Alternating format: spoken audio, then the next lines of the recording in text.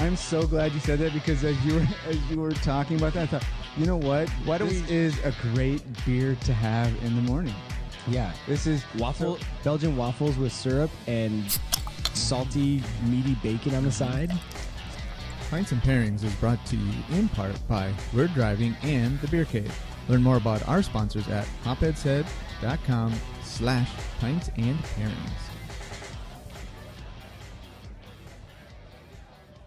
Hello, and welcome to Pints and Pairings. I'm Curtis Taylor, also known as Hopheads Head. And I'm Jason Hendrick with Everybody's Hungry. Curtis, we have been having an excellent conversation tonight on the patio of Barrel House 101. We're featuring Kevin Rhodes, owner of Groundswell Brewing Company out of San Diego.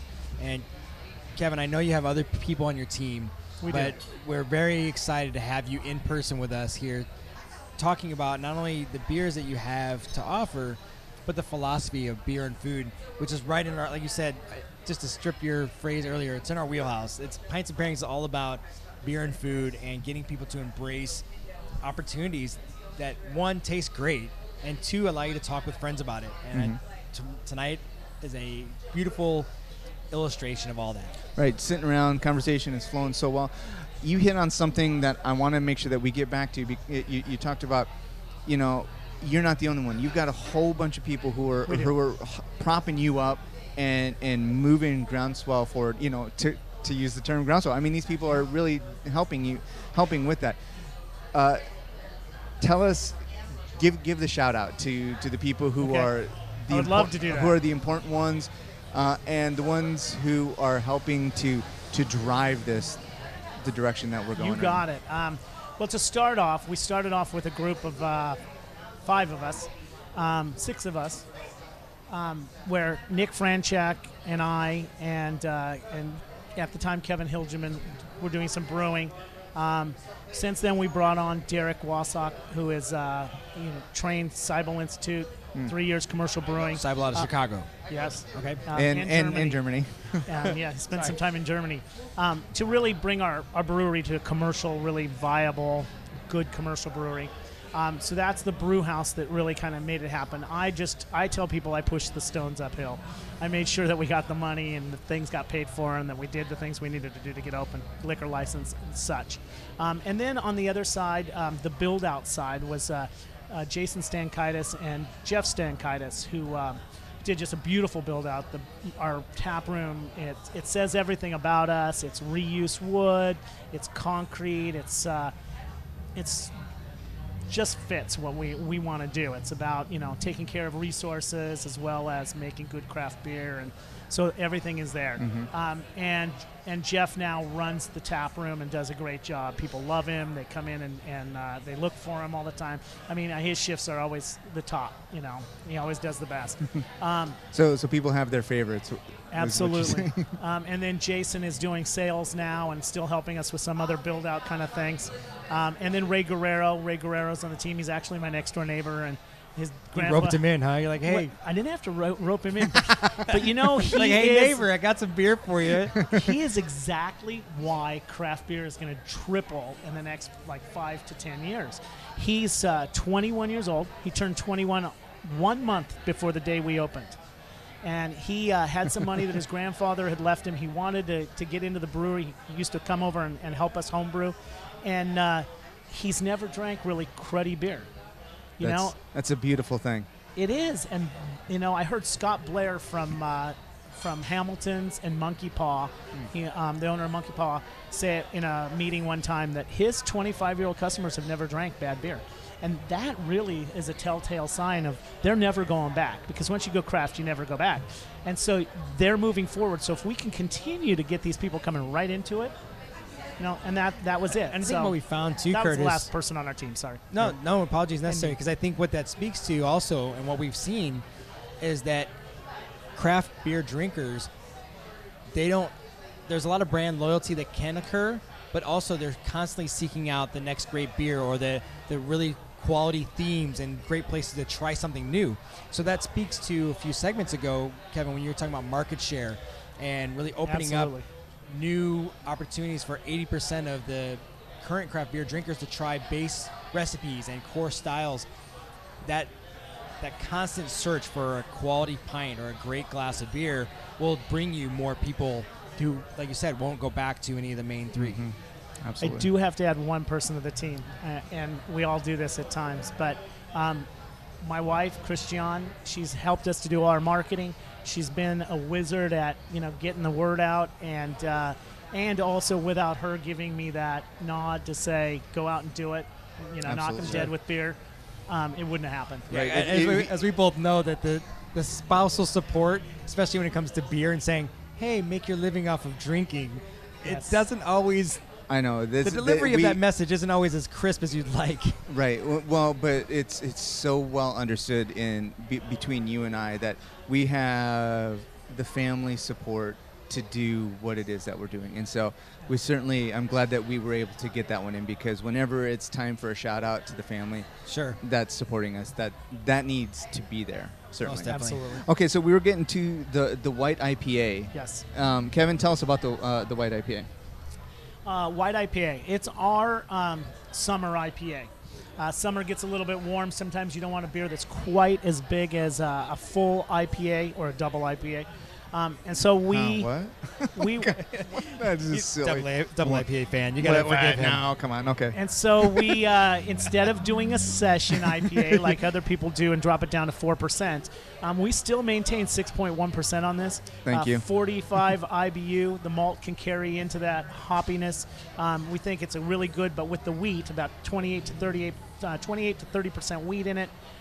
It just lightens it up enough that it's good summer drink. You still could drink this on the beach. I'm glad to know that my palate was not super off. That wheat aspect really comes through in a fun kind of grassy, crisp, bready way, and it plays with the hops. What variety of hops are we using in this white IPA? Are you at liberty to say? Caught him off guard with that, Curtis. Citra and Wakatu. I do not know Wakatu. Wakatu is a New Zealand hop. It presents kind of as maybe a little bit of peach and a little bit of citrus. We actually have a blonde on our board back in San Diego that calls our blonde the Bay of Plenty. We named it that because that's the first place that New Zealand commercially raised citrus. Okay. And it's got kind of a citrus note to it. The tidbits in pints and pairings. I'm going to remember that. You got to make sure to throw that up in like one of those little message smacks on the video. It will. It'll come up, certainly. One of the best things I love about hops is, one, their bitterness. You like to be dried out, for sure. But the sheer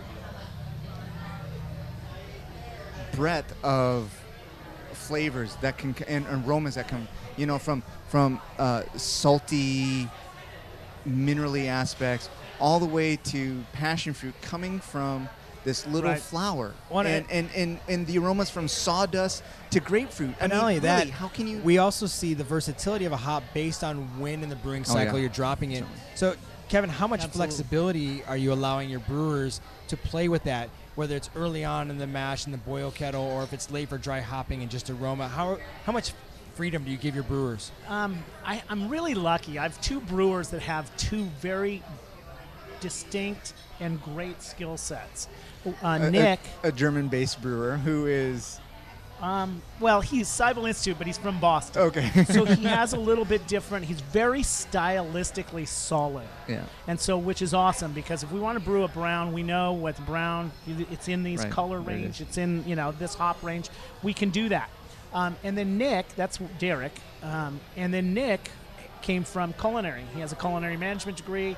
He's, cooked for a living. He gets flavors, and he's really good at picking that out. So the way it starts is Nick comes up with a recipe or Derek comes up with a recipe. They talk about it. They usually get it to a place. We'll brew it that way. I don't really jump in and say, don't brew it that way. Then after it comes out, we'll taste it and we'll give our opinions. So we try to stay in communication with that. And even, the other guys too, Jeff, Jason, Ray, will all weigh in on this, and we'll taste it and say, this is what we're thinking. And then we'll adapt from there. And that's how the Ginger Saison got to where it was. It's a little bit on the bitter side. I get it, or I want more ginger. I remember all the conversations that we were having about this. And finally we got to a point where you couldn't just chunk it up and throw it in. You had to really get it small. You need more surface area in the liquid. It needed to go in later than the boil or the end of the boil, and so we just really had to get it perfected. Are you going full batch in your experiments, or are you doing a very small batch? Like, are you saying we're going to brew this and how it turns out is how it turns out? We may have to make some adjustments, but we're going to brew this as if we're putting it in the tasting room. We have two great things going for us. The first one is people love craft beer, and even if it's different than the last one, they're still going to love it. I mean, really, people just come in to drink beer, and even if it's a little bit different, they still want to drink it, and you're going to pour it. So that's not a problem. The second one we have going for us is we have a 3-barrel system. So, I mean, you're talking about 4.5, 5 kegs that we get out by the time we get our final yield. It's not that much of an investment, so we don't have to worry. And I think we'll continue to do 3-barrel batches even when we do bigger batches, just to make sure. Mm-hmm. Kind of an R&D. We've seen that with Figueroa Mountain here. So, they've got their big one, their big system, production system in Buellton.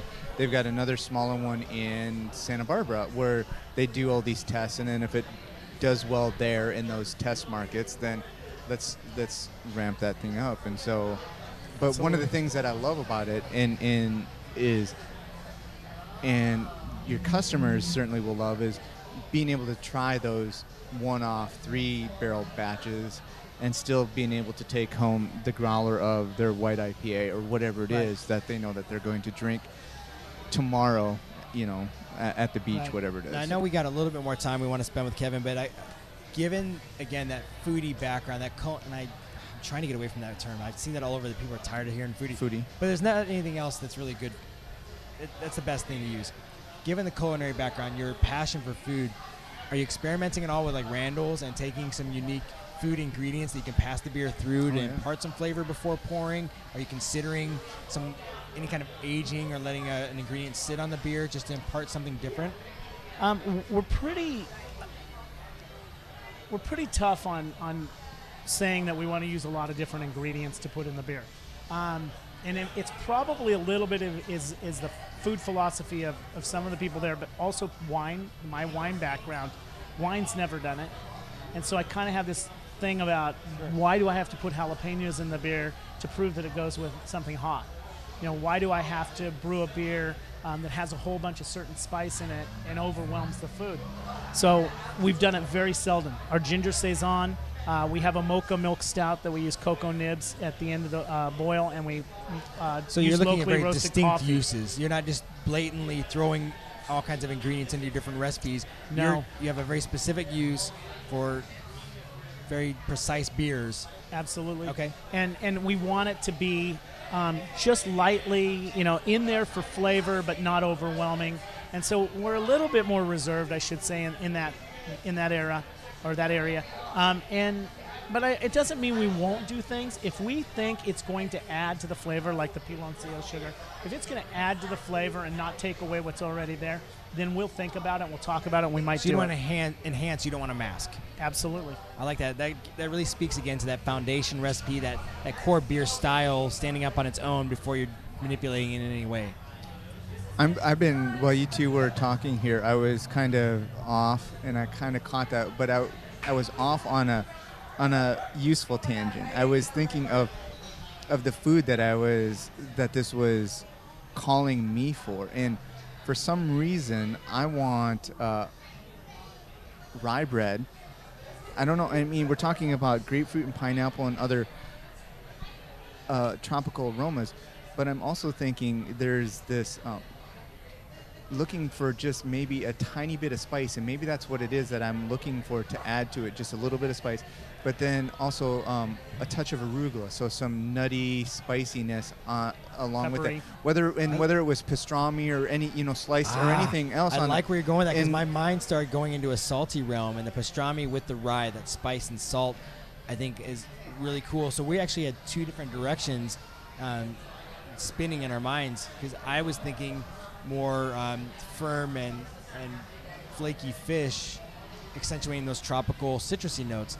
So I think both, whether you take the left or the right fork, you're not going to go wrong with this opportunity. Right, and just because of the wheat component with this, unless you're doing a 100% rye bread, which you're not doing. But I mean, it's going to go well with just about anything that you any sandwich that you're putting together with it.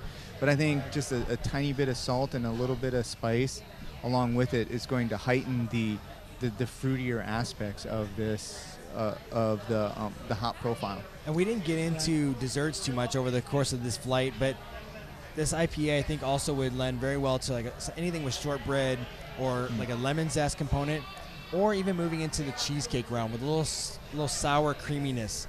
It would kick up the herbaceousness and the hoppiness of this beer, but still again accentuate some of those fruity aspects you're pulling into the beer. Yeah, you're getting a nice contradictory pairing where the sweetness balances out that hoppiness. Exactly. And then the fruit, the citrus, and the fruit plays off of each other. Yeah, the graham cracker crust kind of thing, and then to kind of bring up that sweetness. But one of the descriptors here is lime, and so looking at maybe even going key lime pie. Right there. Yeah, I read your mind. I was there. You've got that nice flaky crust underneath, and then just. Oh. Sorry, I didn't mean to steal. No. I was that way. You're right there, though. So a lot of times, especially when it's the validation that somebody else was thinking along the same lines. We get that every once in a while. We're, oh yeah, there it is, and that was one of them, right? I think also both of you brought up things that were peppery, and you get a peppery kind of note in there from the spiciness of the hops. Mm-hmm. Like the pastrami usually carries some good pepper on the outside. Right. Sure. So I think that works too. And again, just speaking to what we've heard from you, Kevin, about the philosophy of the brewery and the core values you're adding to the recipes and the beer making, all these are going to be great food beers, as we expected. But just again, going back to your term validation, now that we've drank them in person with you and we talked about it, I don't think you're going to go wrong with too many of the food opportunities out there. These are very approachable and they're very versatile. Thank you. Well, and one of the things that we talk about off and on too is that all we're doing is we're drinking beer and we're eating food, and if it doesn't go well together, you're still eating a really good whatever, and you're still drinking a really good beer. So I mean, life could be worse, couldn't it? Life could be worse. Of course it could. So just enjoy the two separately as you just look forward to the next time you get to put something else with it, I guess. I think that's an area where beer is way, way ahead of the wine world, is that we get it. If you're drinking your favorite beer and you're eating your favorite food, it's a happy moment. Right, it is. Wine was snobby for so long, and now finally you're hearing wine people say, if you drink what you love and you eat what you love, you're going to be happy, and we're okay with that. But they're only okay with that. We know it's really happiness. Sure. Right. Well, and you hit on something. I hear a lot more wine people say those kinds of things, and I see a lot more wine producers having a more carefree attitude about it too, and Definitely. what the Ventura wineries certainly do, and even starting to work up Santa Barbara and towards Paso. You get to the places where, hey, drink what you like and eat what you like, and don't even, kind of like Absolutely. what we do. We might be able to help you bring that meal and that beverage to a new level, but really you're still eating and drinking two things that are delicious in themselves. Yeah. Absolutely. I think it's a great place to wrap up for this segment. We got a little more time, Kevin. We're going to secure you for a little longer than expected because no worries. As we wrap up, I want to grab 10 or 15 minutes to talk about something you referenced earlier, that community impact, and specifically as it relates to your water initiative program. I mean, we talk about brewing and beer making. It takes a lot of water, and being in California, we know we've got some terrible water conditions right now. So I want to touch on that, but also the future of Groundswell and how people can get a hold of you. So stay tuned. We've got another segment coming up. If it's your first segment, as Curtis always tells you, go back into the archives, look for the Groundswell flight, whether it's the brown, the ginger saison, or the white IPA that we just finished, but also the intro show that gives you some great history on how Groundswell came to be. So stay tuned. As always, I'll remind everyone to eat, drink, and be happy. We'll see you at the next pour. Cheers. Hi, I'm Curtis Taylor from Hophead Said. And I'm Jason Hendrick from Everybody's Hungry. Whether it's a night out with friends or listening to the Pints and Pairings show, getting home safe requires some planning. We trust our vehicles and ride home till we're driving, based in Oxnard, California. Find out more about this designated driving service at weredriving.com. That's WERE driving.com. If you're not in SoCal, find a trusted DD service in your area, and we'll see you at the next pour. Cheers.